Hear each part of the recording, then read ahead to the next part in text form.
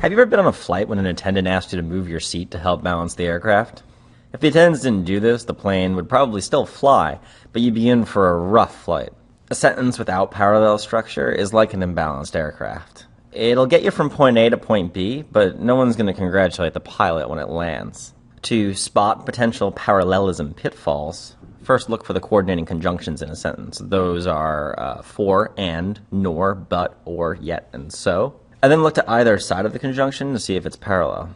So here's an example of a sentence without parallel structure. Deep fried Oreos are delicious, but bad nutrition.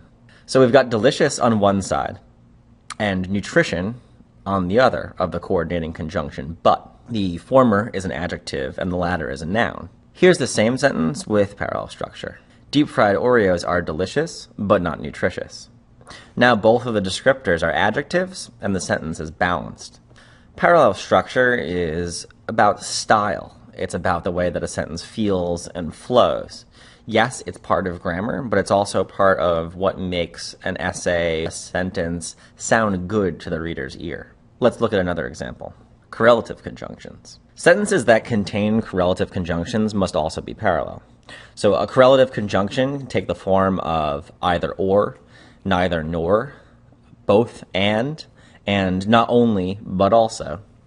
These pairings highlight a connection or correlation between two elements. Here's an example of a sentence that uses correlative conjunctions but is not parallel. We not only were lost, but also broke. Now the correlative conjunction here is not only, but also.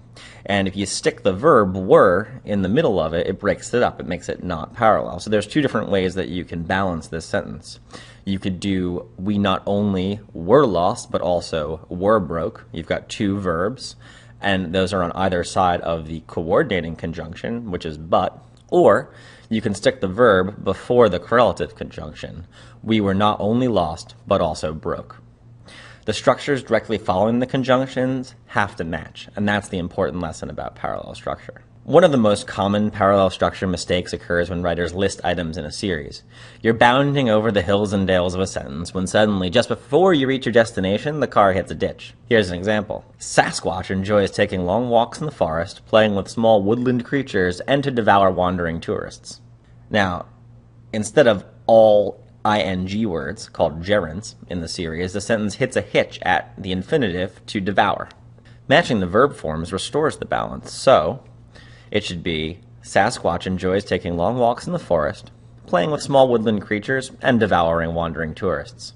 Isn't that better? In general, if you begin with a clause, that's a group of related words that contains a subject and a verb, you need to stick with that clause for the duration of the sentence in order to keep it parallel. So try this. On the last night of awesome ninja training, the master told his students that they must be stealthy, that they must be cunning, and to be quick. This sentence is unbalanced because the infinitive to be quick is not parallel with the clause that they must be. To fix this, replace to be quick with the same clause as the other clauses in the sentence. On the last night of awesome ninja training, the master told his students that they must be stealthy, that they must be cunning, and that they must be quick. Or, to make it more graceful but still parallel, in this instance you can just list the final adjectives of the clause. On the last night of awesome ninja training, the master told his students that they must be stealthy, cunning, and quick. That's ninja-esque. Comparison sentences can also be parallel or not parallel. For instance, I like to time travel more than flying. The two comparison elements here, to time travel and flying, aren't in the same grammatical form. To time travel is in the infinitive form, while flying is in the gerund. To make the sentence parallel, use the gerund in both cases. Those are those ing words we talked about before.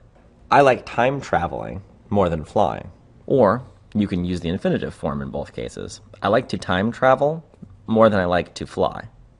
Either way, the sentence is now balanced. When writing parallel sentences, you also want to make sure your verb tenses are the same.